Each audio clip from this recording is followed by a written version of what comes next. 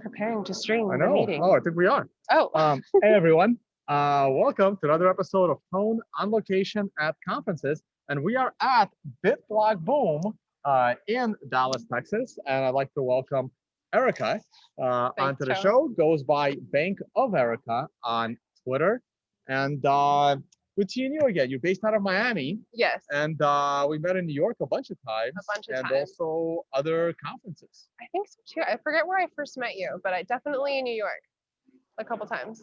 So how's it going? How'd you like the conference? And tell us about Miami. This conference was really great. I think that you have a room full of people who really understand Bitcoin, so you're not getting any of that basic stuff. It's either deep in terms of economics or deep in terms of technology. So this is definitely great. And also, I love that nobody here is wearing masks. That's probably one of my favorite let's things. dox the entire state of Texas. I tweeted out some pictures, and that was not a very well reception. So let's talk about the mask. Forget Bitcoin. I was gonna ask about your journey in Bitcoin, but this is more interesting. We went out to lunch. There was a bunch of us. None of us are wearing masks. There's actually a lot of people here that push that envelope of walking around the U.S. with no mask. And what is your view on this whole insanity? I think that I like to follow things that have logic behind them. And because it is illogical, we need to stand up to it. I think even today it says that I tweeted out when tyranny here. Let's click on my Twitter real fast because I want to figure out what I tweeted. All right, so we're gonna go over Erica's Twitter. There it is. There you go. All right, there it is. BYO Bank. Nice, I like that. Because money has evolved since the beginning of time. But here, scroll a little bit. I just want to say, this is very cool. So what happened? If you guys know who Impact is, Ben Woolsey, he makes probably top 3 commits to the Bitcoin blockchain. He has a cell service on Lightning. So therefore, they will send you a SIM and they take into account all of the things that other cell phone providers don't take into account when, dealing with people who have Bitcoin. Cell service providers can be so socially engineered to just giving up your information.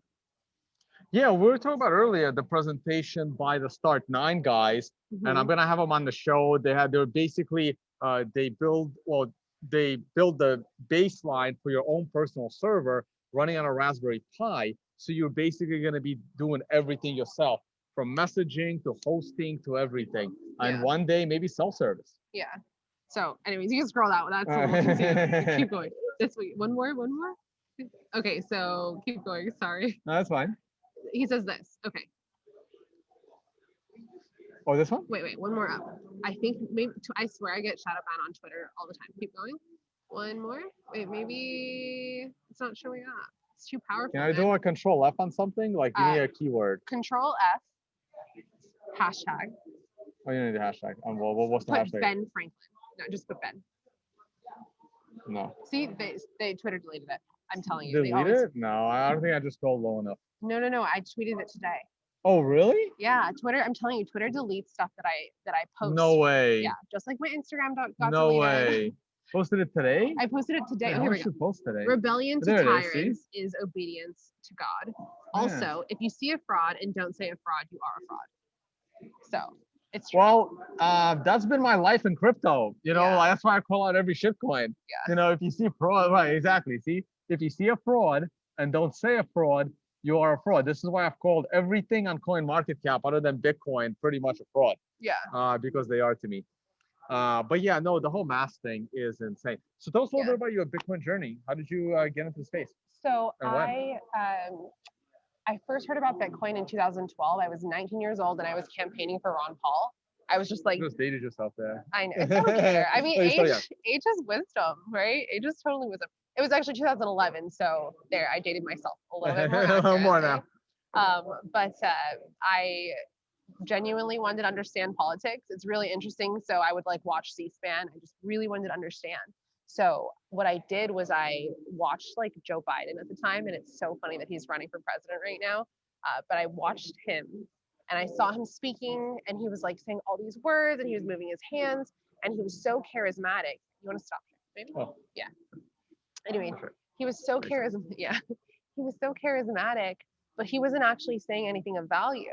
So I was complaining to some friends about it, and then they put me on to Ron Paul, and I completely just like That woke was up. the 2012 Ron Paul campaign. Yeah, because Yeah, I was following that campaign as well. That's how I learned about Bitcoin, yeah, following that 2012 campaign. Because you have to watch it on RT, and then you see Max Kaiser and then other shows, yeah, and that's how you learn about Bitcoin. yeah. See, I feel like so many people got red pilled by Ron Paul. Yeah. You know, he's definitely a legendary man. But it sucks learning about it back in 2012 when you're 19 because you don't have any money to like buy it, even though it's like $50 or $100 a coin in 2013. Yeah.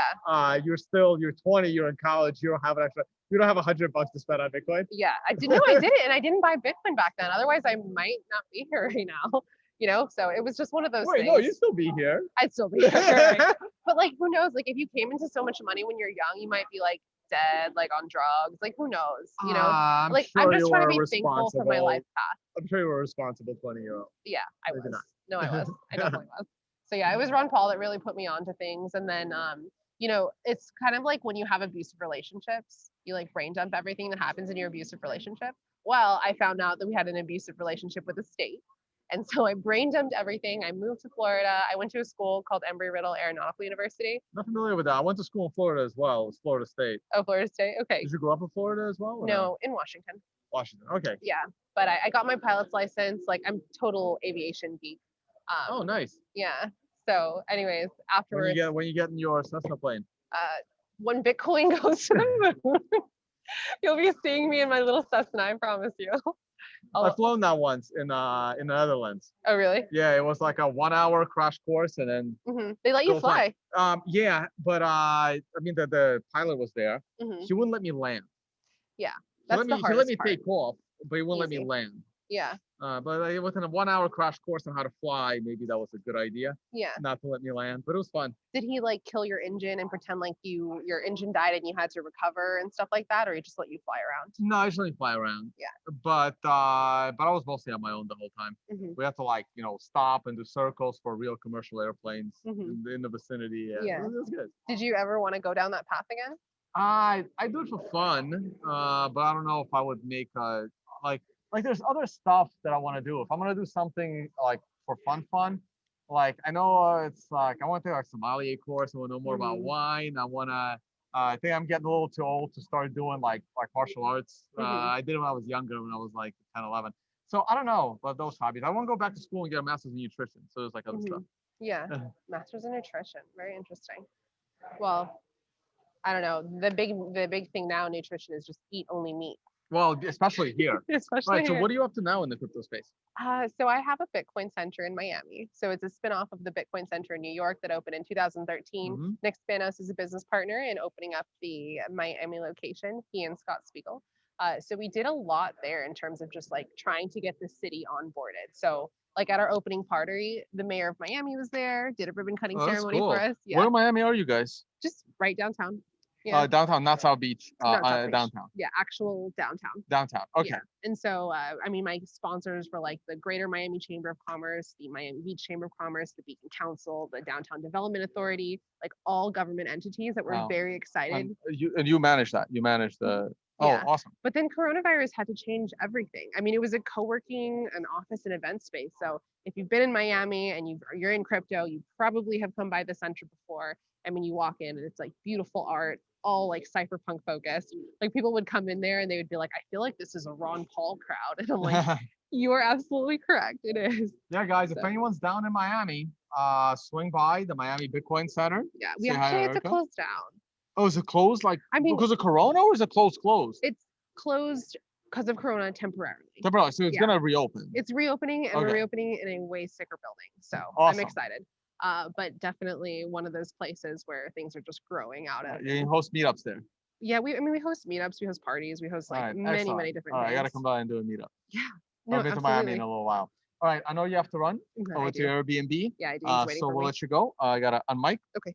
There you go. Thank you for everyone who watches Tone. He's nimble, he's fast, he's nice. Keep watching him, keep upvoting his stuff. And if you're bored and you want to follow some girls in crypto who post really radical stuff, you can follow me. There you go. Thank you so much for the kind words. There we go. See you later. See you tonight. Yeah. Don't forget this is yours. No, that's yours. Bye. Later. All right, they are off. All right, let me do it with the price. You want to come on? All right, I'm gonna take a sneak peek at the price of Bitcoin. We got Surfer Jim right here. We're gonna mic you up, All right. and but everyone's waiting for me. I haven't looked at the price in days. We're gonna glance at the price of Bitcoin, and then we're gonna have another little chat. Let's go to screen share. Hey, that's right, you're back. There you go. Computers in here. It's like Oh yeah, that's important. I wasn't gonna go anywhere. All right, we're going back to screen share. So there you go. That was Erica from the Miami Bitcoin Center. All right, let's go to the price of Bitcoin and see what is going on. The week is coming to an end. Today is Saturday. We are currently in Dallas, Texas. No matter where I am in the world, my computer is always on New York time because that's where the stock market is. It is 7 p.m. New York time. So in 1 hour, this candle is going to flip. The weekly candle is looking fairly promising because the shadow on the bottom is longer than the body of the candle. So this is a positive-ish looking candle. I am not yet ready to become a big short-term bull, even though I am an intermediate-term bull and a long-term bull. I don't see myself changing my long-term bullish position until several years from now and minimum $30,000 price of Bitcoin. I just can't see myself becoming a long-term bear again until at least a $30,000 Bitcoin price. So my long-term position will always be bullish. My intermediate-term position right now is still bullish, but the short-term right now is a little bit neutral. I want to see what happens early next week. Not much has been happening. The daily chart has been falling, but as you can see on the MRI, we have hit a trend low point for a potential buying opportunity. So now we are looking at a potential buy for a few days. And give me 2 minutes, Jimmy. And the short-term chart, this is that red line under which I'm expecting further downside. This is still the testing of the new MRI code, which means there was a 9 on a higher level time frame. This is the 4-hour chart, and it will look different, but I want to display multiple time frames on the same indicator, and that's what we're currently working on.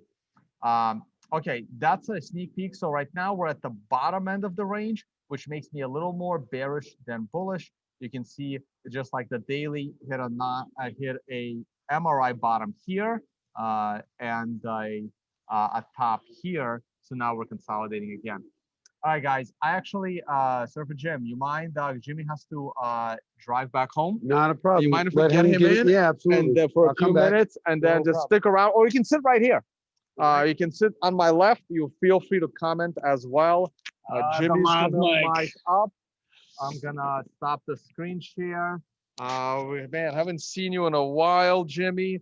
How's it going? You happy to see some people that are saying about the mask situation? I am so happy that this was kind of. They do have cool masks. Yeah, I'm just so happy that we got to like have a normal social interaction again. Yeah. It's like you don't realize you miss it until you have it, right? Like and like just talking to people, and they don't like see you as a leper, which unfortunately a lot of people do right now, and it's like, oh, you know, can't get too close to you or something. So I think in general, a lot of people in this community that were at this conference, maybe it's self-selecting, but they seem to be a lot less stringent about masks and so on. Just got warned by somebody saying like, you guys need to put on your masks or we're going to get the police. Yeah, they got some hotel. But like they're anyway. We're almost done here. This is we still have a little after party going on. There's going to be Tales from the Crypt's going to be doing their podcast with Matt Odell. Yeah. So hopefully. And Marty Bent. Marty Bent, Matt Odell. So they're going to be up here as well. So you did a new presentation at this conference. I did. It was the first one that I've made in about a year. So here's the funny part, and I said it to the guys at my table. I was sitting with Muzz and the organizer of Unconfiscatable. Some of the guys who know you know, Jimmy never talks about Bitcoin in his presentations. It's always about the money and the monetary system, which is I find very, very ironic.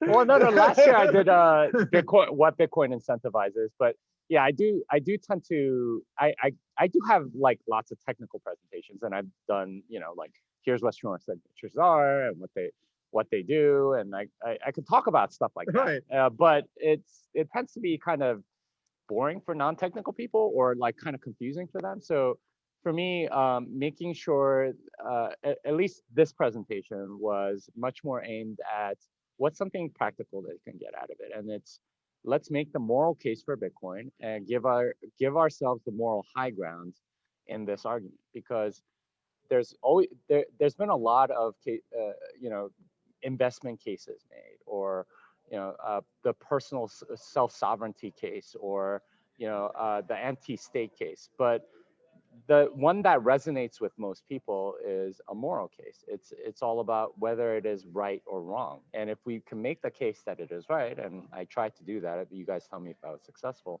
then that's a much more powerful argument and works at a deeper level with more conviction than I think, you know, like even number go up. It makes it a moral imperative rather than just, oh, I'm just a greedy guy that gets to make more money. Right. Jim, you got any questions for Jimmy? You've been watching us a while. Oh yeah, you guys were so instrumental in me staying on the straight and narrow, not the shitcoin path. Because when I first got into it, I started reading white papers. You know, what's the next Bitcoin?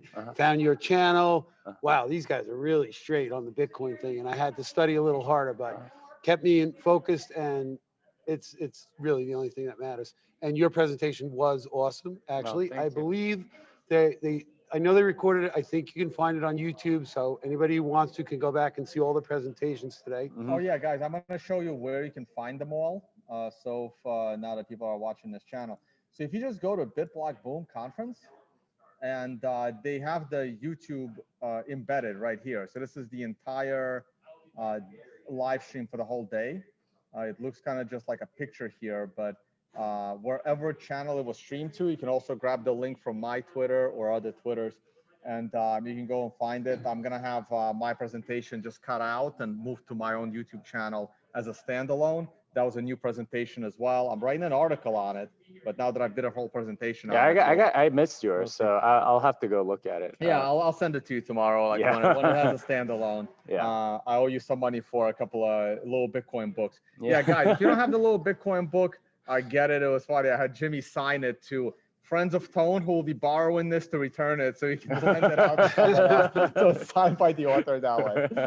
So I got to get a few more of those. I bought a couple to give away. Oh, thank you. You got to, you know, it's an easy book to read, and it really covers a lot of stuff. So. Yeah, I've been amazed at like how well it's done, even during COVID, or maybe especially during it. I don't know. Well, Jay, I was going to ask you, so here's some more questions. So you also got on the Carnivore Diet. Oh, man, changed my life. Holy crap.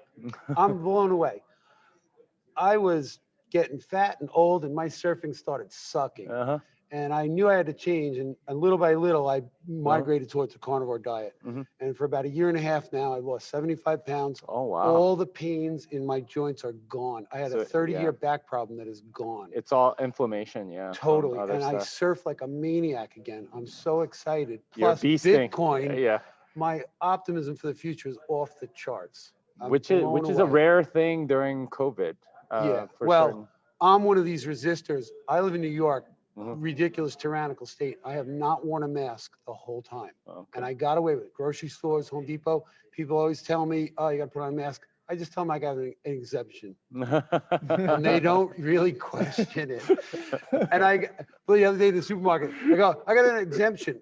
Can you tell me who the cat litter is? The guy was like, okay. He throws them right off. They don't know what to do.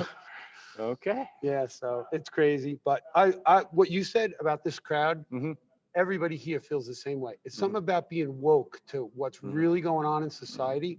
So we're woke to the money. This COVID thing is such a ruse on the worldwide population by governments. And most people just, they say we have to, so we have to. Like my presentation. Bitcoin community pushes back on that because we know it's a bunch of bull crap.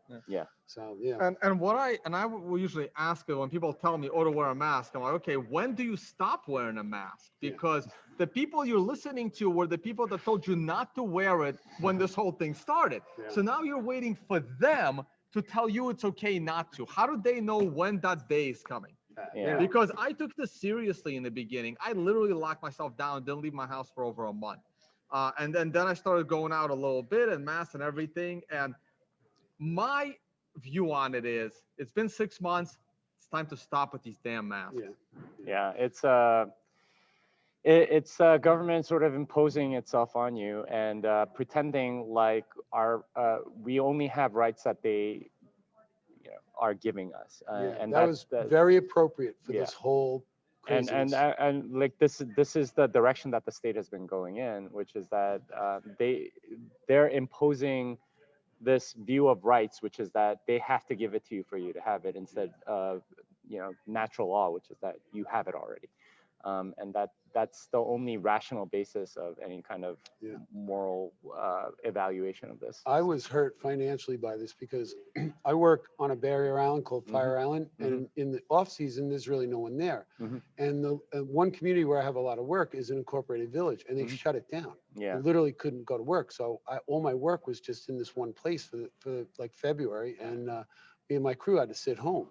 And it was hard financially. It messed me up quite a bit. I'm back at work now, but that community, middle of the summer, beautiful weather, everybody in the whole town's still wearing masks, and it's outdoors. They're at the beach.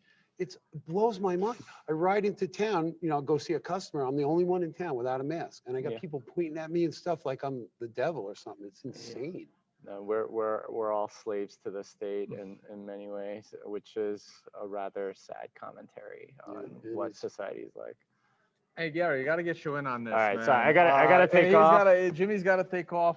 Right. Thanks, Jimmy. Man. Man, pleasure seeing you again. Thanks, Jim. And Thank you. Socially distanced. yeah. I gotta wait for my mask on. I gotta say, before you guys get started on questions, this gentleman, Gary Leland, is a beast. No. He put on the most awesome conference, considering all the setbacks, hotel changes, restaurant changes, COVID craziness, and he brought hundreds of people together to learn and commune together and help each other. And I just got to give him so much credit. What a great guy this guy is. Well, thanks a lot. I appreciate it. This was, I think we ended up with a great event. I mean, Absolutely. I think people just wanted to hang out with some Bitcoiners bad. I could have done this in a tent and everybody would we have. would have all showed up. They all left the tent. When there was, on Twitter, people like, well, if they close the hotel, we're just going to go to Gary's backyard. I consider at least we could have a pool party in the backyard. But yeah, it turned out great. And Tone, you did a great, your conversation was great, your session. I mean, it really was. Thank you. Yeah. And Tone always puts on good talks. Yeah, and Tone's a smart dude. That's why. Is, if you're a for smart sure. guy, your stuff's pretty good usually. And I love the fact that he stays focused and just the facts, like the crypto scam episodes you did, Yeah, a lot of It's people good. want me to bring those back. Yeah, I it's don't know. work, I know, but they're good. I don't know. I'm thinking of never mentioning another shitcoin again and No, I like don't blame focusing on Bitcoin. Yeah. Start that Understanding Bitcoin podcast to piggyback off the conference, Understanding Bitcoin. But yeah, the last two Bitcoin conferences in the US were Unconfiscatable before COVID and Unconfiscatable after COVID. Because This is the other good one this year. Oh, yeah, you're Awesome wearing a hat. conference. You're wearing My a hat. favorite hat. People don't know what it means. awesome. I think, Tone, our conferences are two of the only conferences for Bitcoin in the world this year.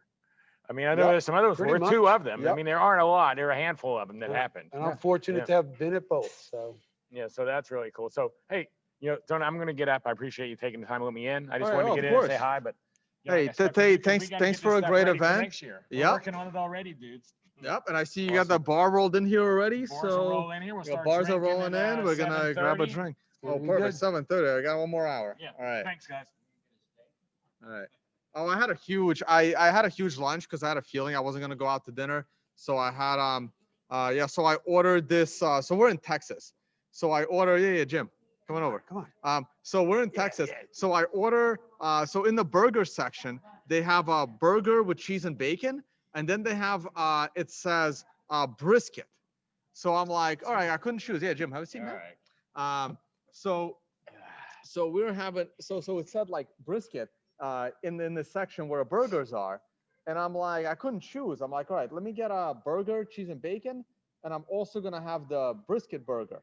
So I thought it was gonna be brisket. No, it's brisket on top of the burger. So it's like it's Texas, man. They were huge. Everything's bigger in Texas. I barely finished the two burgers. All right, so we got another Jim right here.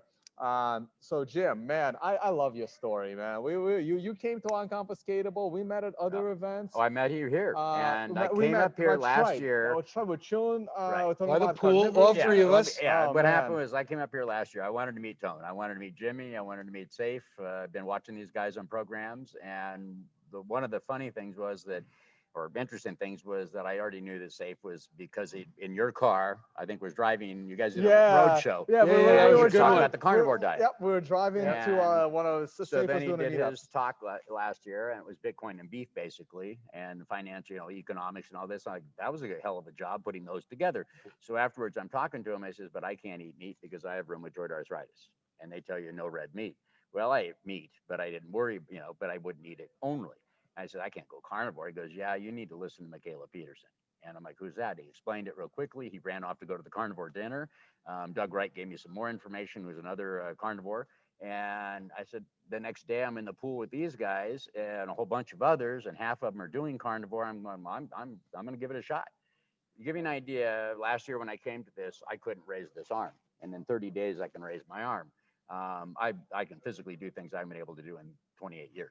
And so you've been a carnivore for 1 year now, basically. I've done 1 year. Basically, I was keto for a couple of weeks, and then I went hardcore lion diet, 60 days to my 60th birthday. And by then, I can't quit eating meat. I mean, it's like people say, how can you do 90 steaks in a row? And it's like, if you knew where I came from and what the change has been in my body, you'd understand there's no choice. There's no question. I mean, I live in almost no pain. I have pain in this elbow still, and it's hard for me to turn and push like a door, but it's getting better. And the fact is, when I normally can get pain to leave one part of my body, it goes to another part. That's the thing about rheumatoid, is that it goes from I was 2 years not be able to walk.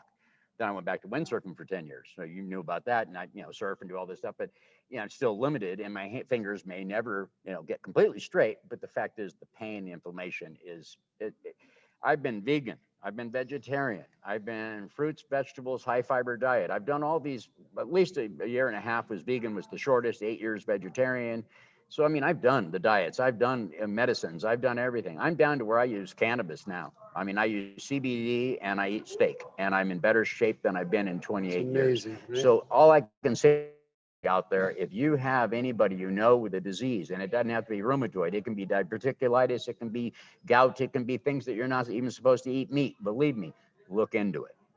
I'm saying doing it, just look into it, because after 30 days of being in keto, it's radically changed my body. And then to remain like this for a year and feel literally better every day. Yeah, maybe 10 days out of the entire year, I can say that I maybe didn't feel better than the day before. I feel younger every day. Yeah, I feel 25 years younger. And my surfing has gotten so much better in the last couple of years. It's off the charts. Yeah. So I'm so excited. I definitely believe that, it's something that, it's like Bitcoin. I don't tell people to buy it. I tell people look into it. I mean, you got to make your own decision, and people have got to do the work, because if you don't look into these things on your own, you're not going to be committed. But a lot of people say, how can you do this? And my nephew is a health specialist, and he just says, I honor you for being able to do this. And I'm going, it's not hard. It's not like anybody's got a gun to my head.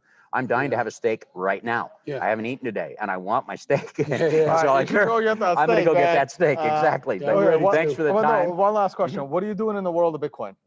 Right now, I've got a project that I'm trying to get going. Rancho San Satoshi, I call it. I've got property down in Baja, and I want to open up a ranch that is going to educate people how to live off the grid, how to live basically back to nature at the same time, with all the luxury and all the modern trimmings at the same time, can be used as a place to educate people about Bitcoin and lifestyle and everything else. So that's one of the projects I'm working on. And other than that, I work hard at educating people and passing the word as much as possible, and helping with people with some security, because Matt Odell helped me out. And anybody that needs help with wasabi ledgers and things like that, I like helping them out, because it's a key thing, is privacy. And I don't believe in anything now but Bitcoin, and really haven't since early 2018. It just took me a while to get rid of the shit. But once I was out of it and just accepted it, I don't even care if it came. I'm out, and I'm pure Bitcoin. And I'm hoping to help build your ranch. Yeah. As a builder for 30 years, I was excited when you sent me the proposal on the whole thing. So I would love to go down to Mexico and spend a couple of years helping you build it. So if we can do it, help the whole community, I would love it. You got it. Yeah, no, and I can't wait to go down there and check that out as well. Oh, it'd be awesome. And I want a lot of people to check it out. It's the thing I want to get across to people in the world too is, I was born American like a lot of us, but that doesn't mean, this world is our planet. Okay. And people say, oh, I got to be in America. Well, I don't hate America. It's just that I like living in Mexico. The reality is I'm more freedom down there. I live in the sunshine. I don't have to wear jackets and things. You know, the weather's fantastic, everything. It may not be for everybody, but I really recommend to younger people, look outside of just your country or out of your state. You know, do look at everything, because there's a guy, the nomad capitalist. I don't know if you've heard about him, but he's big on dual passports and whatnot. He has a way of saying, you know, go where you're most welcome, where you feel most comfortable. In other words, what you know, it's good for me may not be good for you. The point being is, don't just limit yourself to anything, like just the United States or just to this, or just to fiat. Open your minds, people. Another way to look at that is, go where people treat you the best. That's and it. For That's different what he, people, yes, that's it's it. different places. Exactly. That's how he puts it. And that's exactly. For some people, I like the look where you're treated the best. Right. Yeah. I mean, like the. I became a Mexican citizen. I've been treated so well. They invited me to do it. The immigration asked me to do it. And I said, really? And I go, don't I have to do this? And they go, no, we can help you with it. And boom, I was a Mexican in no time. And people are like, dual passports. And I love it. I mean, it gives you freedom. I can travel anywhere I want right now. You can't. Right now, because of damn COVID, right. I can go anywhere on a Mexican passport. You can't. Yeah, it's crazy. And there's an example of just, I didn't do it Oppression for of that, the state. But yeah, forcing me to not look be at free. your options, people. Don't. And if you're listening to these programs, most likely you're already going down the road of doing your own research and whatnot. But yeah. All right. One last thing, because you and I mentioned earlier, Tyler Jenks. Oh, yeah, boy. I missed the opportunity to meet him at Unconfiscatable. I didn't make it that year. I wanted to, and I couldn't, and had family issues and whatnot. And a mind-blowing thing happened was, I have an IRA and I already put it into Bitcoin, and I wanted to ask him some questions about whether or not I'd done the right thing, was using the right vehicle. I finally dug up his phone. I emailed him. I hadn't heard from him, so I got his phone. I was calling him, and while I'm calling him on Block TV, they announced his death. And I'm looking at the phone like, you've got to be. Like, that's who I'm calling. What happened? And yeah, it was really a shame. But what a wonderful man, because you see, I'm a boomer. He's older than I am. But the reality is, you know, this is the kind of the older guys that have been around and have open-minded enough to get into this stuff. You know, a lot of people make the jokes about, okay, boomer, but there's a lot of boomers out there like Adam back that created this and you know, been working for it. People like Tyler and like Ugly Old Goat. These are guys you really got to learn management of money from. Okay, I don't care what you trade or how you invest or whatever. If you don't understand how to manage your equity, you're never going to do well. And it doesn't matter if you're dealing real estate, stocks, Bitcoin, doesn't matter. It's manage your money. And I was very fortunate. Tyler Jenks. I was very fortunate to meet him last year. Man. Yeah. And what a nice guy. You were at both. He got to the I was, yeah. and I took his class that he had, that seminar that he did. And he was such a nice man. And I stoked him. I use stoked all the time. That's a surfer. Forgive my voice. I've been talking. I'm losing my voice. I brought cookies from Long Island that I did not know he liked. And I told Leah, and she's like, that's his favorite cookies. So I handed him a bag of these cookies that they make on Long Island. He was just like, no way. So that was just one, like a cool, I felt like I was paying the guy back for some wisdom. Yeah. He was just such a great definitely guy. Wisdom. Yeah, on Hyperwave, I'm in the middle of reading it right now. Yeah. Oh, very nice. Yep. Now that one I got to read slowly. All right, I'm gonna let you go get that steak, man. Yep, I gotta get some food. All right, Great. Jim, Thanks thank you for so everything. much. Yeah, Jimmy, see you later, bro. Yeah, excellent seeing you again. All right, guys, we can go back to screen share. We can take a look at some of your questions. John, before you go, I just wanna say hi to the internet audience. If you guys want to learn about Bitcoin, Mr. Tone Vays is one of the solid rocks to pay attention to. He knows what he's talking about. He's consistent, and you're not going to hear a bunch of bull crap from this man. So I encourage you to watch his podcast. He puts out a lot of great content. It's one of the things that helped me stay focused. So if you're trying to learn about Bitcoin, listen to this man. He knows what he's talking about. Tone, thank you for having me on. I really gonna go grab a steak as well. well. Yes, I gotta get some All right, dinner. go Thank for you it. so much. Oh man, I gotta keep this going because I was like, I may have to keep this going until the bar shows up because I want to get a drink. But and that's when people are gonna come in here for some more interviews. So there'll be another podcast in here, so I will have to go offline. All right, guys, I can take a look at your questions. So there was a big question earlier that I wanted to address. It was in all capital letters, and there it is. Jose Jones, Tone, you just said you're long-term bullish. What does that mean? All right, so I am happy to explain it to you. So let's go over to the long-term chart of Bitcoin, I'm debating if I should look at the weekly scale or the monthly scale. Let's just go to the monthly scale. So what does that mean for me to be bullish long-term on Bitcoin? Well, I got into Bitcoin in 2013, and I was bullish from the moment I got into Bitcoin, and it went up to there. So I became a bear. I went from being a bull on Bitcoin to a bear on Bitcoin around the time I came out publicly in the space. So I didn't start writing my first articles, nor done my first interviews until the summer of 2014. By the summer of 2014, I started doing it right here. Right around June is when I became public about Bitcoin. And this was a very strange kind of area because I was borderline bull, but then the next month in July, going into August, I became a bear again, or I became a bear for the first time because I was neutral here.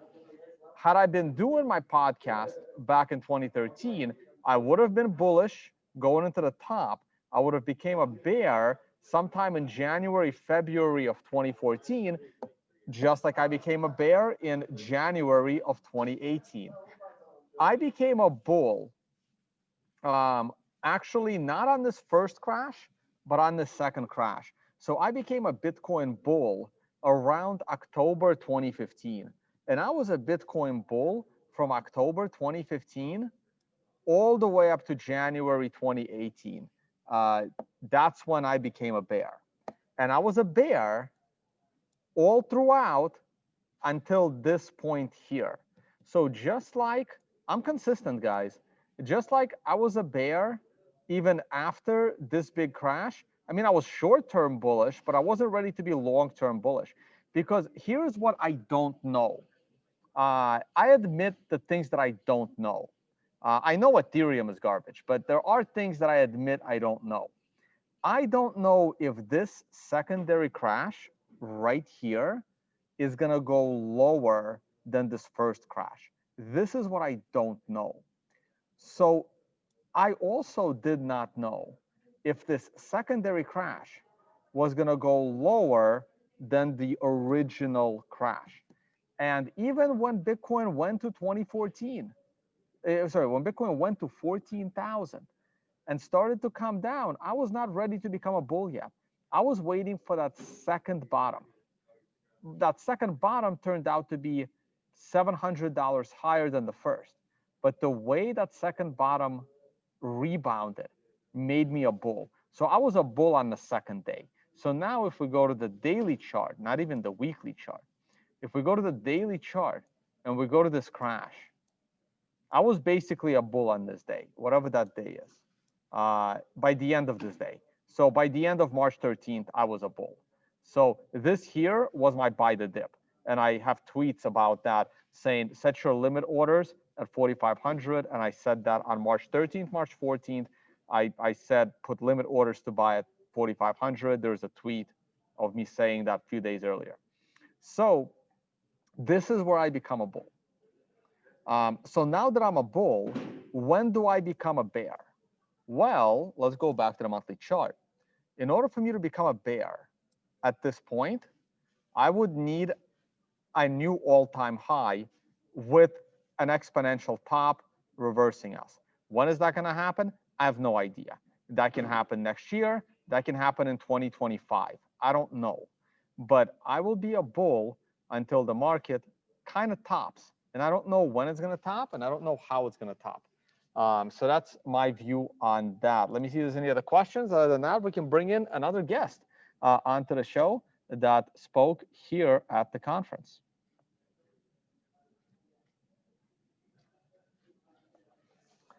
So that's my metric. I mean, you know exactly when I became a bull because there's a tweet about me becoming a bull.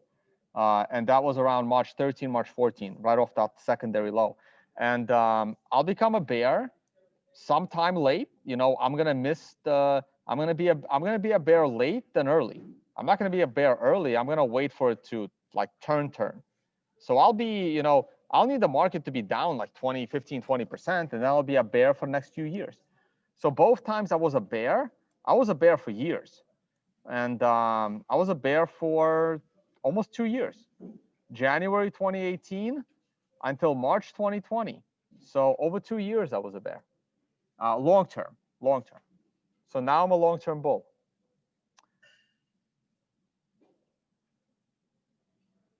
All right, let's bring on another guest. Look him up. All right, mic you up. Got 2 mics right here.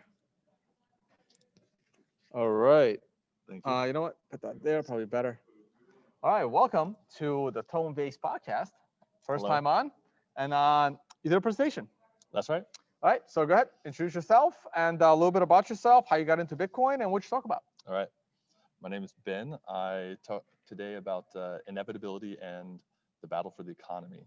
And so I look at Bitcoin as I see this long timeline in the past history of fiat money, the introduction and the destruction of it in the United States and elsewhere.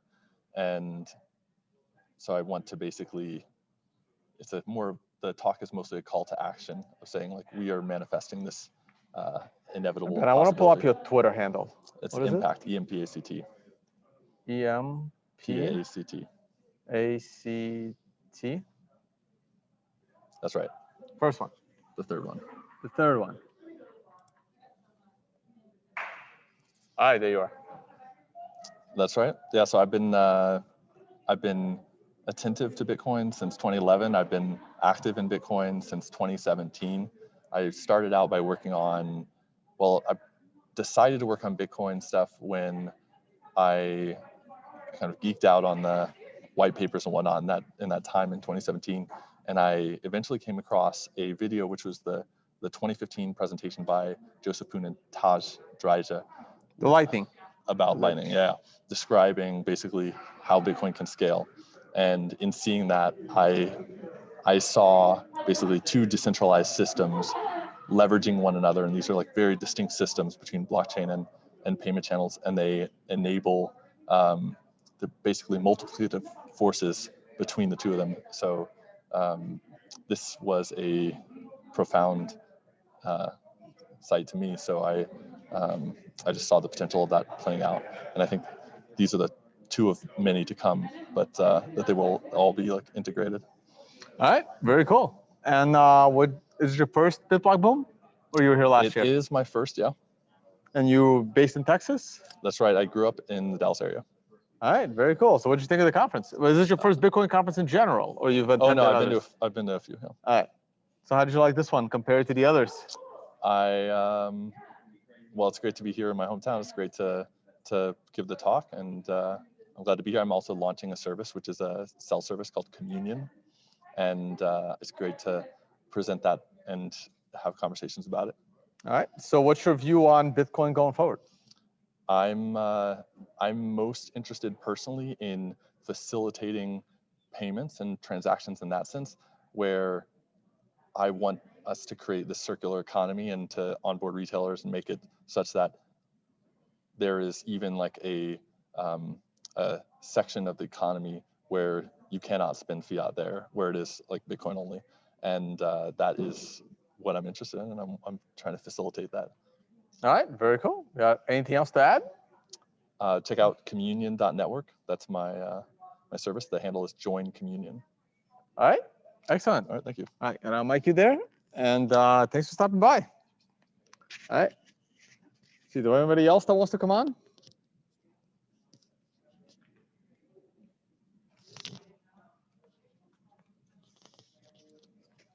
All right, how are you, man? Good. How are you? All right, I'm gonna mic you up. Standard deal. Tell us your name. Tell us where you're from. What do you do?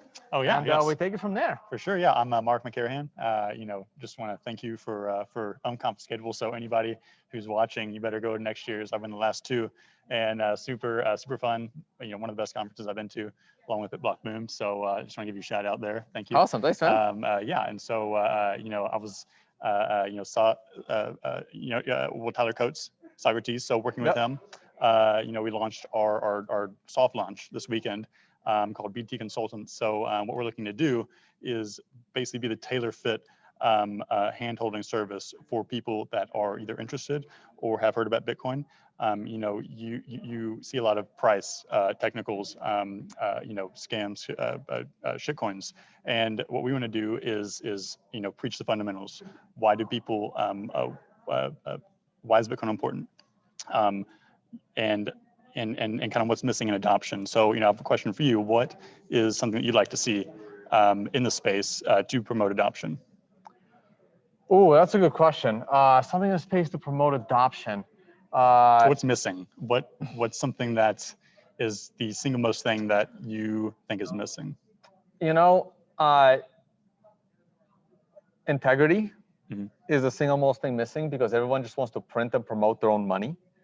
So to me, the biggest problem with Bitcoin, and it hasn't changed, guys, it's if I go to screen share right now, and I go to my website, of course, if you want support, check out the affiliate page. By the way, have you seen one of these Embly cards? Yes, those are awesome. Oh, you found one? Yeah, no, I don't have one, but I have seen them. You've seen them, like in person? Yes, yeah.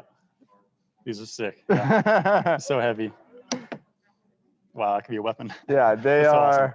They're pretty cool, guys. So I know it's like a little window, but yeah. Awesome. So you know, another question. Oh, I just want to answer that question. So if you go to my blog, and you literally go to the earliest thing I've ever published, if I go to March, oh yeah, IRS, of course.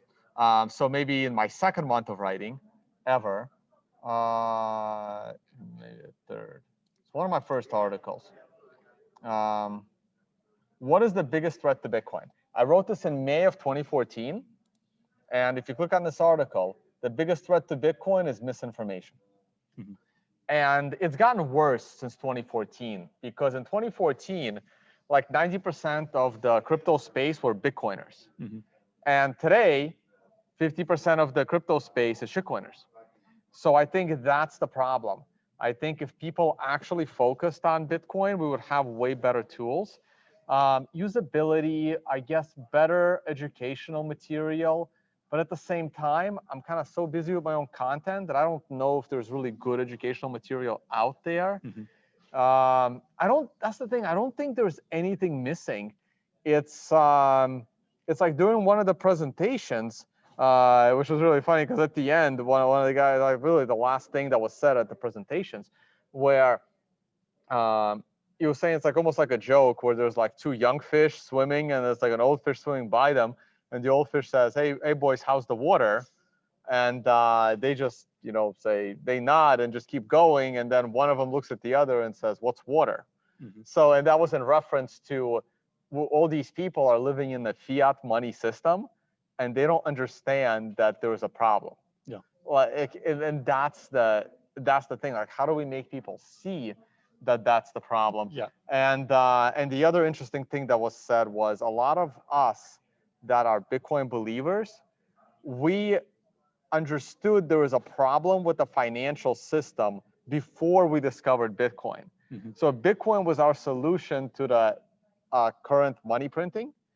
But for a lot of people, they're discovering Bitcoin first, or they discover Bitcoin, and then you have to explain to them why Bitcoin is so important because of the money printing. But if you understand the problems in the financial system, Bitcoin should be easier for you to understand. Yep. And it is just really organic, and that's really one thing that we want to push is the fundamentals of why is it important, and you know, like you said, the shitcoins, the misinformation, the distractions. You know, from the first time I heard about Bitcoin was 2011. It took me 4 years until I actually entered. So 2011, I didn't enter until 2015. Took me too. 2000, I heard it in 2011 as well. I got in 2013. Yeah. So that's you know, one of my biggest goals is why did it take me 4 years? Okay. You know, that there could be many different reasons for and two to be different. The biggest excuse is I'm busy. I have more important shit at that time. Yep. And so my goal would be to have zero, nobody, for take nobody 4 years, and to help them get to that point where they understand what it is for them, because that's another important thing. Yeah, but we failed. I mean, how many people did you tell about Bitcoin in 2014 that still aren't in? Yeah. And so we've all failed at this. Yeah. And so that's what we're tackling is well, here's a question for you. how much money do you earn, or how much Bitcoin did you earn from the time that you left wherever you came from to this conference? What do you mean? The time that I left what? Okay, so you live in New York? Not exactly, okay. but yeah. Did you earn any Bitcoin on any of those expenses? No, actually, my I don't earn that much Bitcoin these days, and it's you go through stretches. You know, you go through stretches where good times and bad. Like one of my biggest mistakes was quitting my job and joining the space too early, because you realize real quick when you're not getting a paycheck anymore. Yeah. And you're not getting a paycheck, but you still have expenses. And that was happening to me all throughout 2015 when the price of Bitcoin is like $300. And I'm like, shit, I can't buy it. Yeah. Like, I don't have any income coming in. Like, I left my job because I hated it. And I'm like, that was a mistake. I should have just stayed with my job another year and was just converting that paycheck into Bitcoin.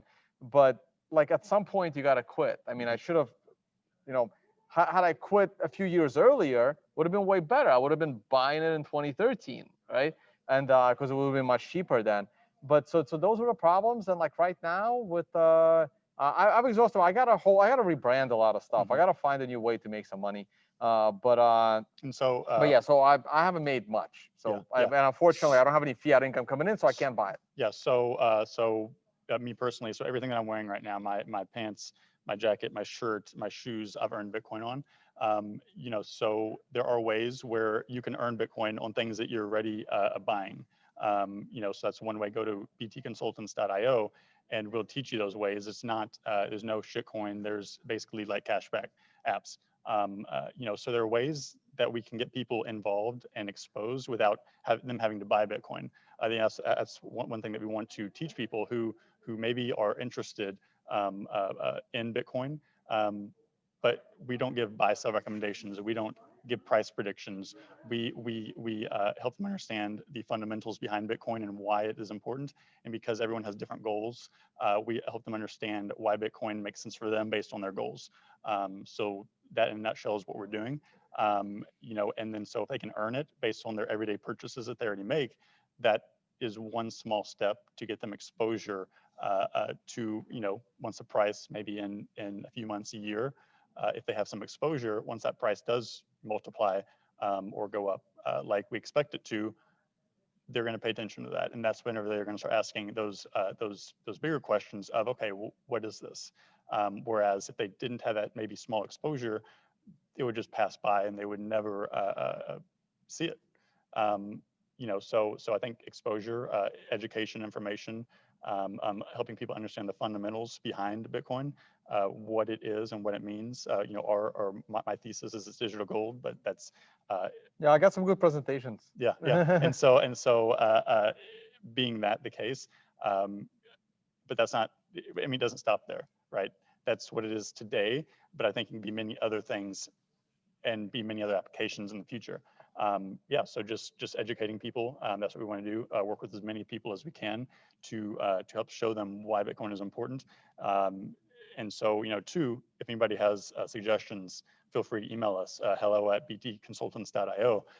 You know, tell us what do you want to see in this space. You know, what do you want to see that will help others, friends, family adopt Bitcoin. And maybe it's not for everybody. I mean, I believe it is, but you know, we help them make that decision for themselves, so it doesn't take them 4 years for them to get there.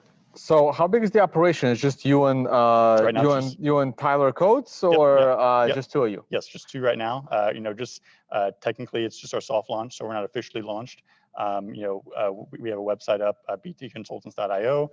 We really appreciate a follow on Twitter. We're trying to build that up. And then two, we have plans in the near future for content releases focused on Bitcoin exclusively. We don't focus on you know, anything else. You know, we'll have conversations about it. We'll keep an open mind, but that's not what we're interested in. So Bitcoin exclusively. And so where's the base of operations and where are you based? I don't know if you want to dox yourself or not. I'm in Austin, Texas. Okay, so you're local. You're here. Mm-hmm. Okay, close enough. Few hours. So in Austin, right there with Unchained Capital and some others. It's everybody. Are you affiliated with Unchained Capital at all or no? Okay. No, but a big fan. I tell you, products. Austin, Texas must have the most number of Bitcoins per capita. It has to. Yeah, it is. It absolutely has to. It really is. And Jimmy's there, and it's just growing and super exciting. Glad to be here. Thanks for having me on too. And too, like I said, everyone go to Unconfiscatable 2021. It's super fun in Vegas. Yeah, we thought we decided on the date. Hey, I want to. You know what? Let's do a little poll here because we're not sure. I was gonna ask privately, but it's gonna be publicly. So we're thinking of doing Unconfiscatable the weekend of April 23rd. However, and that's in Las Vegas. Now, the big conference from Bitcoin Magazine, Bitcoin 2021. It's going to be, so they call it Bitcoin followed by the year. I thought they could get a little more creative, by the way. So they're doing theirs the weekend of April 30th in LA. So it's actually driving distance from Vegas. So is it a good idea or not a good idea? Because I had no idea. We chose the date. We already called the hotel, inquired, is that date available? So we were ready to go. But 3 hours ago, I was informed that Bitcoin 2021 would be the weekend after we're planning to do Unconfiscatable. So is that a good idea or a bad idea? And we don't know. I'm leaning towards it's not a bad idea because now people can just come and in a 10-day span, they can go to 2 awesome road trip out of it. Make a road trip. Right. So I think it's a decent idea, but some people might say, man, I don't want to go to 2 conferences in a row. We're not really sponsor dependent, though we would like some. So I can see I'm already sponsoring because everyone. I looked at the list, the sponsor list for Bitcoin 2021. It's everybody. Yeah. And including some of the ones that I would love to have. I think that'd be and good. Some people are saying not a good idea.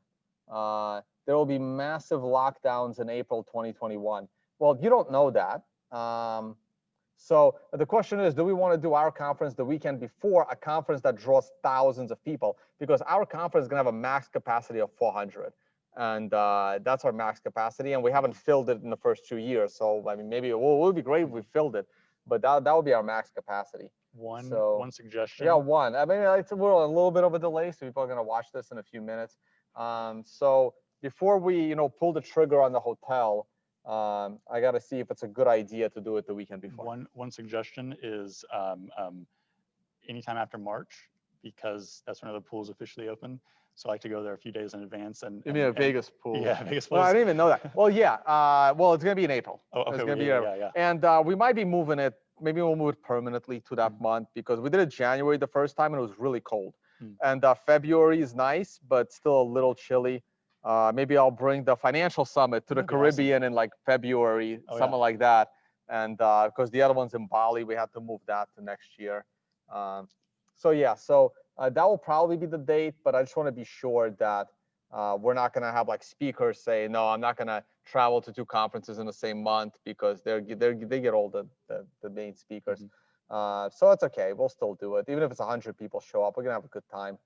All right, guys. All right. Unless you want to have any closing thoughts, go for it. Yeah, for sure. I guess kind of the main thing that sticks out, the last thing I can say is there's thousands of articles, there's thousands of videos explaining Bitcoin, how to use it, why it's important. But we want to be that face-to-face interaction because a lot of times that's where that's really the barrier to entry because somebody can go online, find instruction on how to do something, but they don't take that action. So we want to be that face-to-face interaction with people to help them understand the fundamentals and why it's important to us. Other than that, we love support. Go drop us a follow on Twitter at Bridge2Bitcoin and go visit our website. Bridge to Bitcoin, that's a cool Twitter handle. Yeah. With the right now it's the number 2, and so Bridge to Bitcoin. And also, we'd really appreciate it. We'd be super grateful. Go check us out, follow us, and we have a lot of really exciting stuff coming out in the future, as well as our website, btconsultants.io. check it out, and just tell us what you think. We accept any and all feedback, and we really do really value that. So give us all the feedback you can, and that's it. All right. Thanks again, man. Awesome. Thanks. Yeah, thank you so Man, much. I got one more candidate for an interview. Hey man, you want to come on a live stream? Oh, I got questions. We didn't get a chance to talk, so now I get to do it on camera.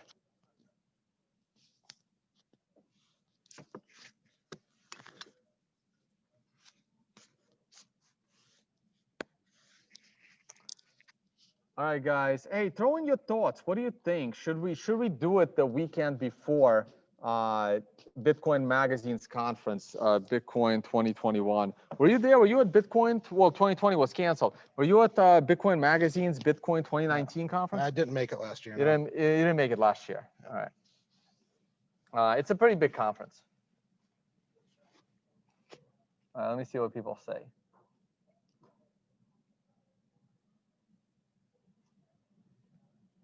All right. Anyway, doesn't matter. All right. Tell us your name. I mean, I know what it is, but tell us your name. Tell us what you do, and then we're gonna do some cool stuff. You know what? Let's slide over because my camera is facing a little bit to the side. There we go. Yeah. So I'm Capitalist Dog on Twitter. Name's Justin. Been working on Shock Wallet for a couple of years. It's a Lightning wallet. We're overlaying a social network onto it. So I think one of the big points of growth for Bitcoin is this ability to make payments in a more regular way. And every social network, people interact in a social network. Business is a social network. Overlaying a social network onto money opens up all kinds of doors, whether it's monetizing content, selling whatever product it is that you make. That should be one experience. And as a technical matter, we can do that by solving a whole bunch of problems at the same time. If you're going to set up a node, it should be more than just a back end for your website. Your social media presence is your business. So with Shock Wallet, we're going to overlay this social network right into a Lightning wallet. It's a decentralized graph that works similar to Lightning, where I would subscribe to you, you make an update, I see the feed, I can tip, or you could reveal only if I pay. So that's shockwallet.app. All right, and it's Lightning transactions. Lightning is the monetary layer. So I don't want to confuse identity with money. So it's overlaid on for that reason, where if your node changes for privacy reasons, compromised, your identity is portable, but is made to interface with LND. That's the biggest Lightning implementation. So if you have a node, Lightning node already, you can run the Shock Wallet API right next to it, and then have it on your mobile device where you can upload video content that's shared via torrent. You could list products that would be able to be purchased over that social network, or you could just use it like Twitter to ship post and maybe people tip.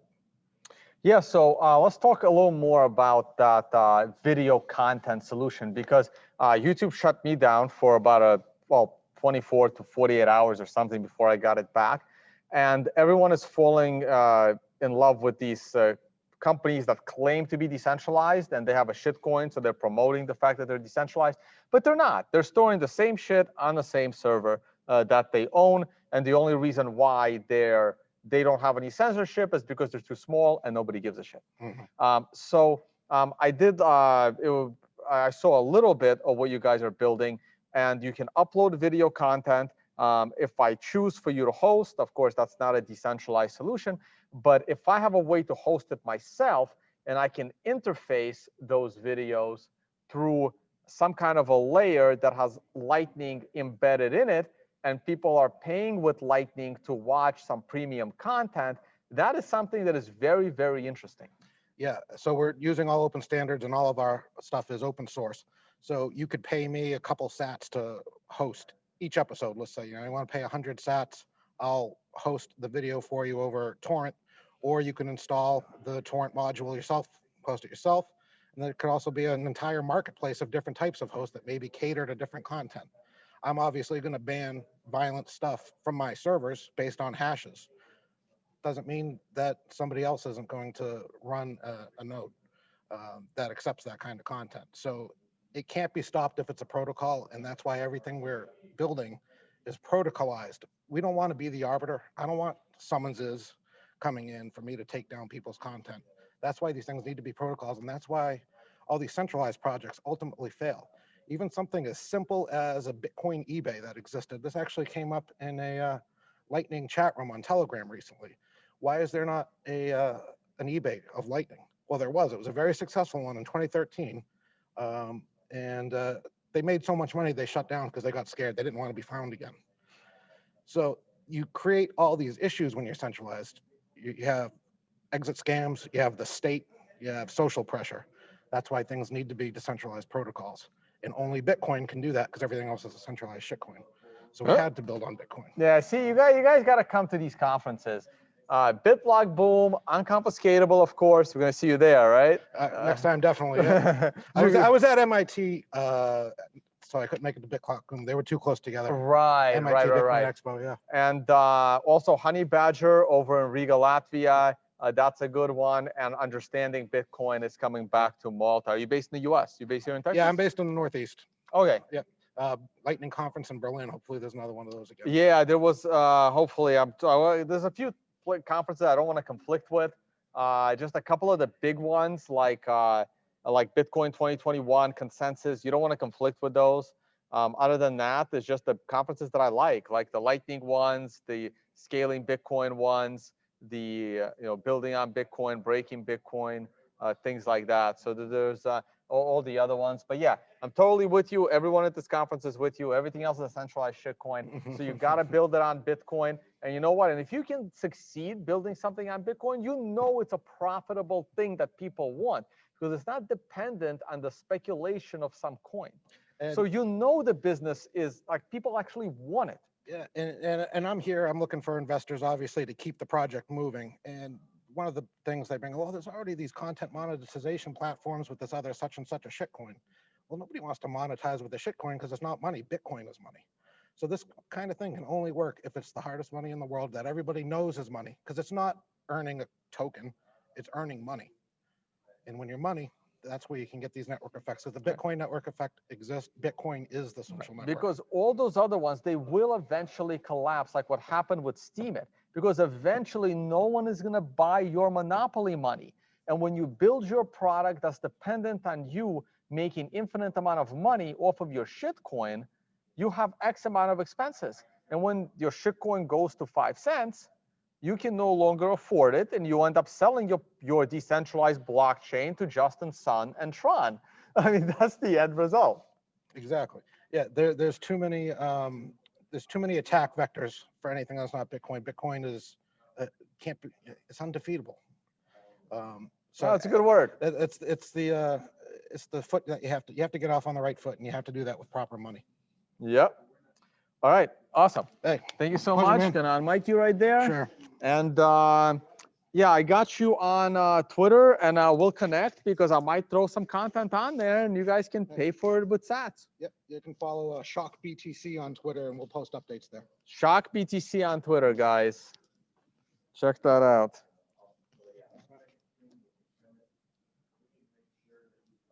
One second, guys. I gotta reply to a quick message real quick.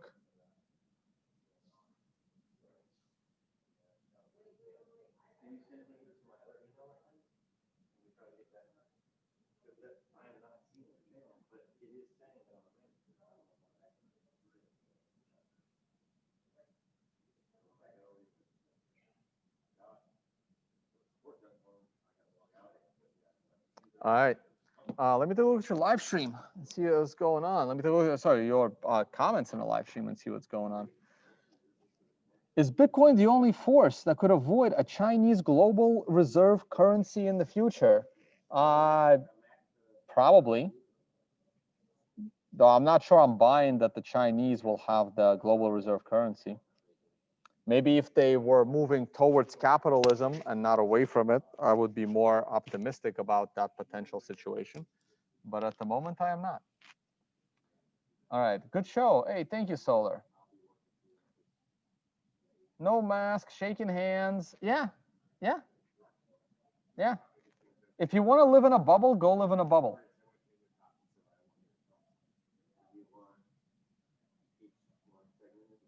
I haven't been sick in years, and it's staying that way. I probably had COVID already, and I didn't even know.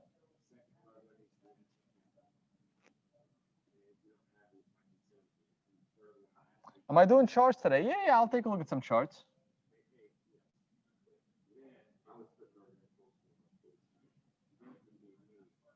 I've never taken the flu shot. I've never had the flu. I can't even remember the last time I had a above standard temperature.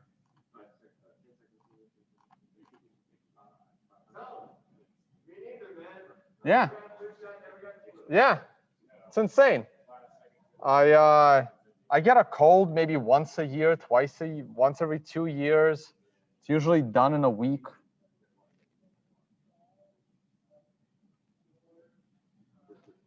How long do you think Lightning Network will take before adoption? Maybe another year. Look, no one is going to adopt Lightning Network until it's needed. And it's just not needed. I mean, on-chain transactions are not that expensive and they're not that slow. So there's no rush. There's no rush. When Bitcoin stabilizes around $10 million, will you then use your disposable income to dabble in the shitcoin space? Maybe I'll buy a Tesla.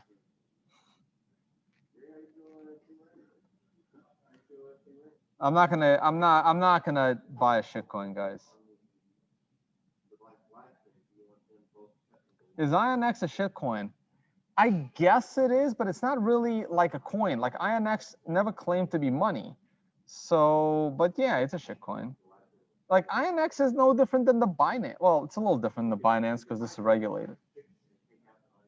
INX is a security. INX is a security built on a dumb layer of Ethereum with some utility use that I still don't understand.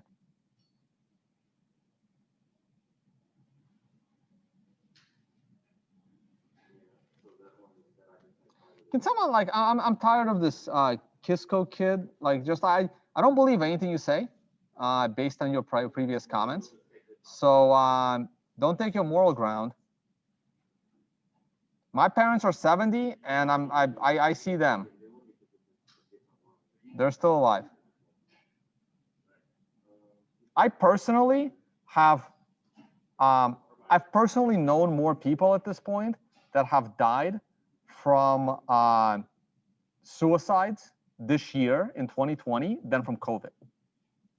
Like people that I've not have personally met, but like friends of friends, like from all the people that I physically interact with, people that tell me that their relative has died from COVID, and there's been a few, and people that tell me that there's people that they know personally that have committed suicides. The suicides is greater than the COVID people. So guess which side I'm on in this whole shutdown thing.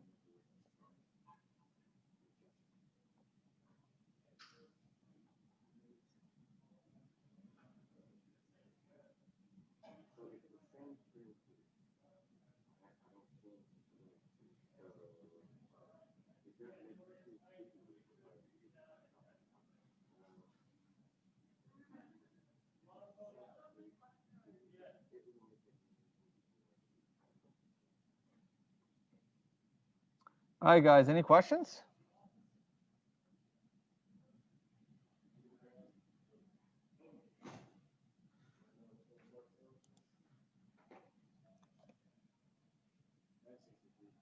Yeah, this economic shutdown will cost more lives than the coronavirus ever could.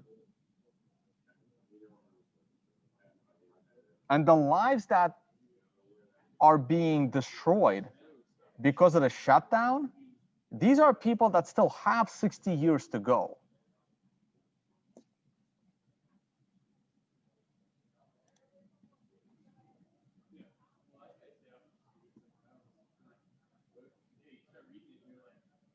Any experience with products like Crypto Steel or Bitfold? So I have all those products, and there's one here that I haven't seen it before. Well, the guy showed me a prototype like 2 years ago when it was plastic, but now it's metal because it was, prototype for building the metal.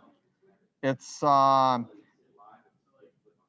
is it? I thought they were on the sponsor list. Man, I have their card somewhere. Maybe I have it in my pocket. Yeah, Cipher Safe looks pretty cool. So, look, they're good. I don't have that much Bitcoin. And it's not high enough yet. So I have my ways of protecting the little that I have, and other than that, they're good solutions. They're better than writing it on a sheet of paper. If you're gonna write it on a sheet of paper and you have something to protect, get a crypto steal. I mean, it's better, or get a Cipher Safe, or get one of the other 5 decent solutions. CoinKite has one as well. How long do you see this bull market lasting and the price of the Bitcoin at the top? I don't know. I don't know. I have absolutely no idea. But I can just take averages. So I believe we're now in a bull market. As you can see, this was my projection from a long time ago. Obviously, we're already higher. So this was my projection. I can see this bull market. Look, if we go to $45,000 next year, then the bull market is not going to last very long. It'll be short, but the price is going to go high. It's always a combination of price and time. I think 45,000 is a potential top. Potential top. That doesn't mean that 245,000 is not a potential top. They're not like mutually exclusive. Right now, I believe that 45,000 is a potential top. But the sooner we get to 45,000, the more likely it is to be a top. Let's put it another way. If Bitcoin is hitting 45,000 in the year 2023, and it's the all-time high, then it'll probably keep going. But if Bitcoin hits 45,000 next year, then it will probably take a decent turn back down towards 20K. So it depends how fast and how high we go. You can split the middle, 100,000 by 2023. That's the middle, right? Because the short end of it, 45,000 next year, the long end of it, 200,000 going into the next election or halving, going into the next halving or election, probably around the same time. I don't do hyperwave. I don't do Elliott wave, so I don't care if it's in B, C, G, H, doesn't matter. No, I do know hyperwave. Just I like to make fun of it.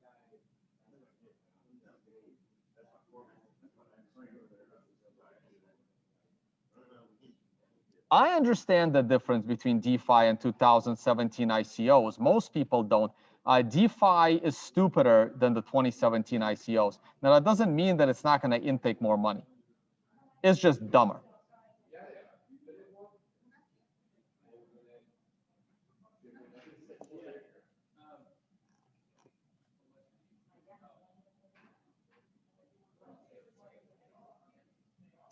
Oh yeah, institutional investors are definitely, not even institutional, corporate investors. Forget institutional investors. Corporate investors, that seems to be the important driver, like MicroStrategy. All right, so let's go back to the price. I already covered price, but we'll do it again. So networking drinks start in 15 minutes. Maybe I'll run this till then. And when people start showing up, we'll pull 1 or 2 more of them in here. So the weekly chart is looking promising. That is a bullish looking candle. We are flirting with this $11,600 mark, which is my make or break to the upside. Yeah, Jimmy was on for about 10 minutes in the beginning, and then he had to drive back home. So Jimmy's got like a 3-hour drive home, so he had to head out. Look, it's a bullish looking candle, and let's see where it closes tomorrow. If we close above 11.6, I'm bullish into next week. If we close below 11.4, I'm leaning bearish into next week. And if we close between 11.4 and 11.6, I'm totally neutral going into next week. That's the weekly view. Here's the daily view. The daily view is coming off a MRI buy opportunity. So two schools of thought here. Obviously, we're not continuing straight down, so we're down to two options. 1 to 4 candle correction to the upside, and then an extension of the downtrend, or we have reversed and we go to new highs. At the moment, we don't know which one it's going to be, so we wait. I say the 1 to 4 candle correction is potentially over. So now we have to wait. We have to either wait for Bitcoin to cross 11.6 and close the day above 11.6, and then I'm bullish. I become more bullish if we break the resistance line. And I become more bullish than that if we break the the SARS. Hey, I have Leah texting me. Let me see if I can get her on a podcast. I'm live from BitBlockBoom. Come join the stream. All right. She's probably not going to make it, but I'm still going to try. Let me see if I can send her the link. Copy stream link. All right, give me a sec, guys.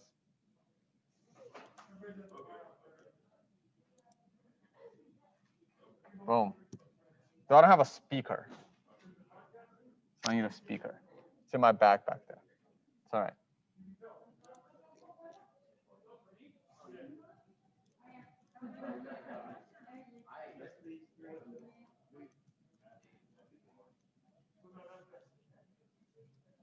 One second, guys. All right, cool, done. All right, so here is, so the daily chart is totally neutral right now, absolutely neutral. If you bought off of this arrow, right now, if you're in a long position, you stay long. I wouldn't be in a short position because of what happened on this candle 2 days ago. So there's no reason to be short anymore. If I'm long, I may stay long. I would like raise my stop loss. But if I don't have a position right now, I'm gonna wait. I want to see a close above 11.6 or a close below 11.4. Maybe even, yeah, 11.350, whatever. That's close enough to 11.4. So that's my view on what I'm looking at. 4-hour chart, or we can go to the 1-hour chart as well. And the 4-hour chart topped with the MRI as well. And the 4-hour chart is the opposite. 1 to 4 candle correction to the downside and then reevaluate. So right now, I guess I can raise this line a little bit up, but there's no point. So I'm going to leave this line at 11.4. It's at 11.420, which is close enough. And if we go back below this line, guess what? Guess what? These arrows, they're going to just move over, go back 11.4. That's what I'm looking at. We never crossed that second line. So once we do, the Bitcoin is going to pull back. Okay. Yeah, I haven't looked at gold or any markets in a while. So let's go and take a look. So here's gold. Gold rallied a little bit. Gold managed to stave off the big drop, but you know, you still have this. You know, that hasn't changed. Still a downtrend. So we're on the weekend. We have to wait and see if gold can get above. So here's my view on gold. How do I delete this? All right. If gold can get above this, I'm bullish. I'm bullish above this. We go above that line, I'm bullish. That is $2,000. Gold above 2,000, I'm a bull. I'll probably buy. I'll probably buy it. Silver, probably same concept. S&P, how'd the S&P do? I haven't paid attention. Wow, new all-time highs every day. New all-time highs every day. I'm bullish S&P. Why wouldn't I be? Sure, there was an error on Friday, but I'm bullish going into Monday. I don't see a big deal here. Bullish going into Monday. NASDAQ, same. This is weekly NASDAQ. Look at that. I'm bullish now. See, that was a top. That didn't happen. So right there. I wonder if I have something is wrong. Maybe. Hold on. Yeah, so I don't have this. So first, prior. Boom, there it is. That's when I turn bullish again.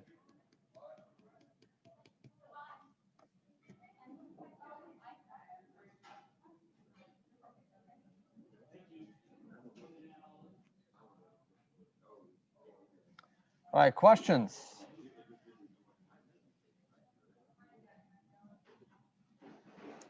Oh yeah, the month is closing.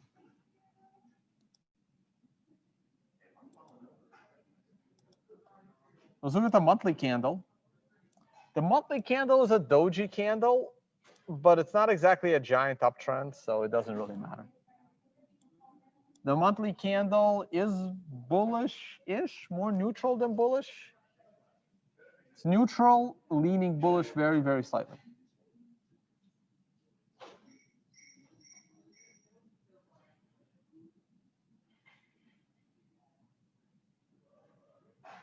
Yeah, no, this conference is a total COVID-free zone. It's got like, there's like a bubble around the conference so COVID can't get in. That is, by the way, as reasonable as a lot of people's fear about COVID at this point in time. There was a time to be scared, and there was a time to face reality that T-cell immunity is pretty much here.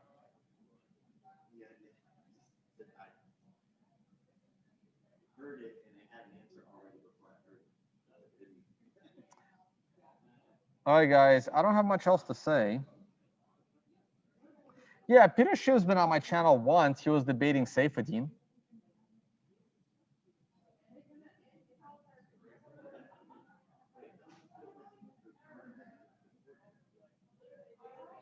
I've explained the big difference between me and Peter Schiff. See, when I learned about Bitcoin, I always thought it was interesting, and then I understand the technology of Bitcoin. The difference between Peter Schiff and myself is that I understand what a blockchain is and he doesn't. So, no, we're not even close to the same.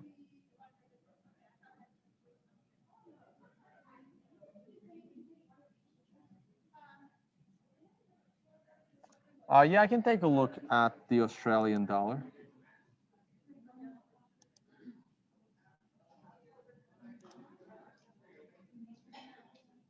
Well, I should be going to FX. Messed that up.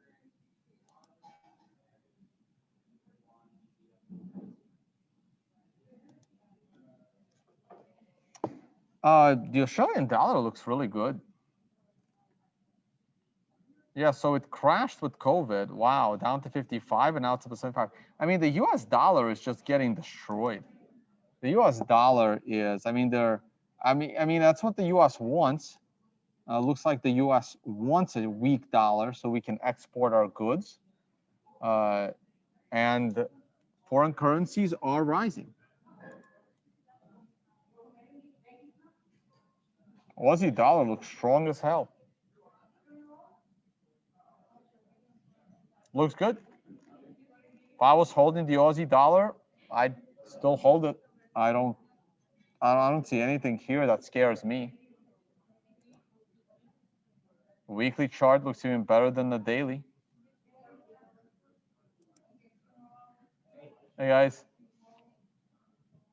And the monthly chart looks good too. So yeah, you wanna come say hi on live air?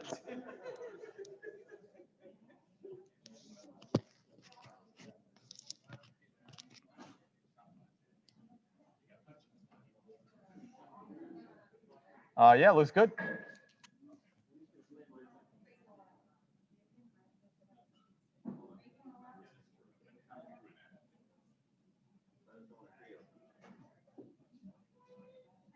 I mean, keep an eye on the chart, of course, but I mean, I don't see anything in the chart.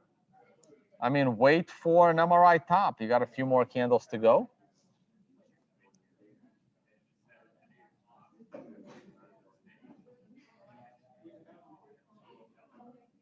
There's one thing you can do with shitcoins, and that's to sell them for Bitcoin. That's the only use case, which is not really a use case. It's more of a unfortunate side effect.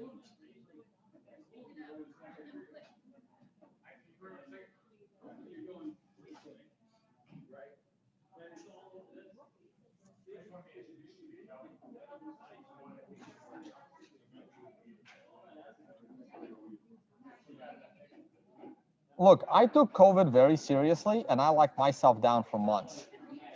And at some point, if you don't end up going outside and seeing people and removing the fear of COVID, it's gonna end badly for you the rest of your life. Let's put it that way. I don't want to name all the different ways your life's gonna be screwed up, but there comes a point where you're saying, I'm done.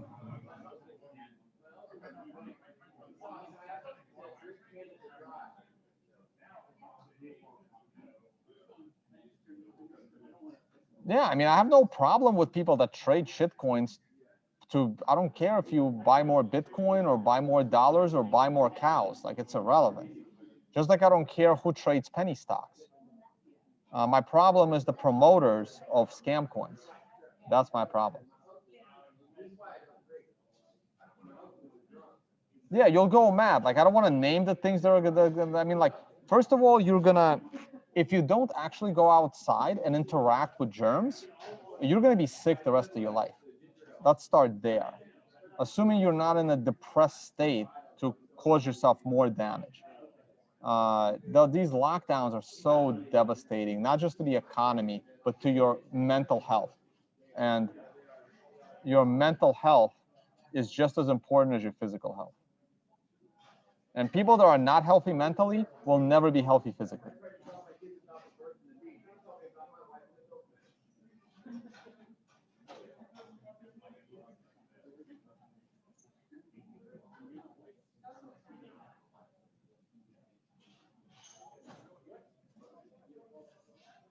Wonder if the bar is already open. Almost? Is it an open bar or is it a cash bar? Tickets. Damn, I gotta get my tickets. I think my badge is upstairs.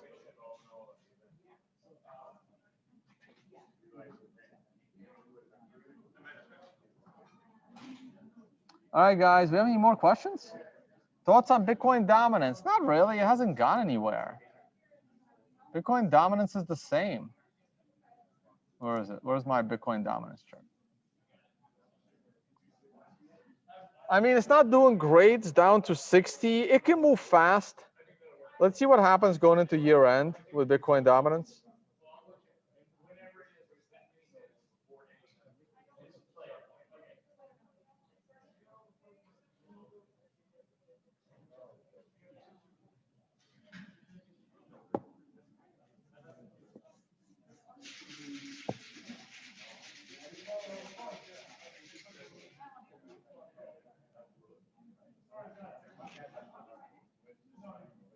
Like, at some point, you gotta stop complying with some, like they're gonna, you can, like, when do you stop wearing the mask? I'm already done. Like, I wear it when I'm forced to, but other than that, I'm done with the mask. Like, I'll wear it on an airplane because I have to. Otherwise, they'll put me on a list and I can't fly.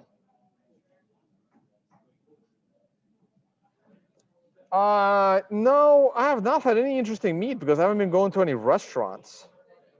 So my freezer is full of liver. So there you go.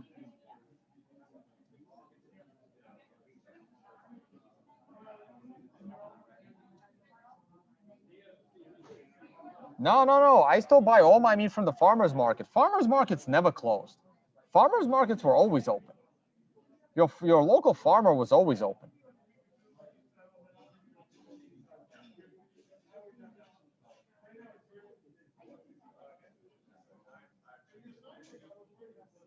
How does one get access to MRI? You can't yet. It's not ready it's not ready yet. I still have to do some more testing. We're still building it. It's more complicated than expected, and unfortunately, I lost touch with my core developer a month and a half ago now, and a few weeks ago, I had to get a new developer. So I don't know what happened to him. Hopefully, it's hopefully it's not COVID but it's probably not COVID because the guy was young. Look, COVID doesn't kill young people. I'm sorry to break you the news. Not healthy ones, anyway.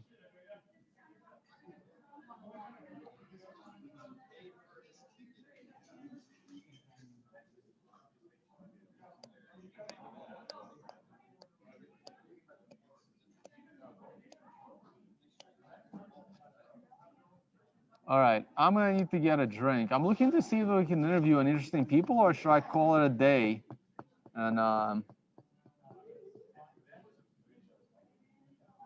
see, it's great. See, at this conference, I can just say, hey, anyone want to pitch their project? And I know it's not going to be a scam, unlike any other conference I go to.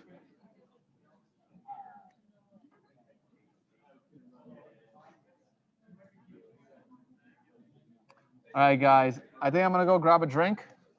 I think we're going to call it a day. Please support with the affiliate page. I'm holding the new Embly card.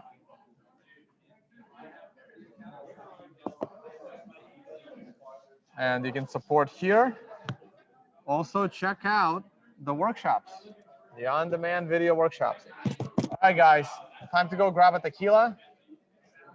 I thought that was Matt Odell, but it's not. Maybe it is. Matt,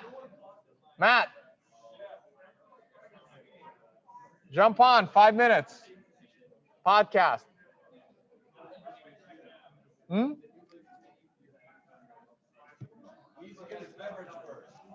was gonna try and get Matt Odell, the stacking stats man himself.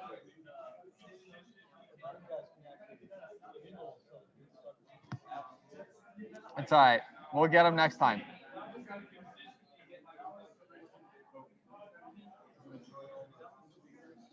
Yeah. How are you? David. Hey, David. Nice to meet you, man.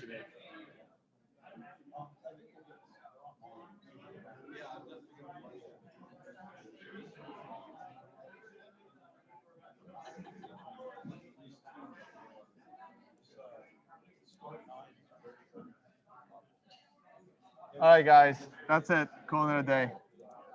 Everyone's coming in. I'm going to go socialize, and I will talk to you all on the next one. Later.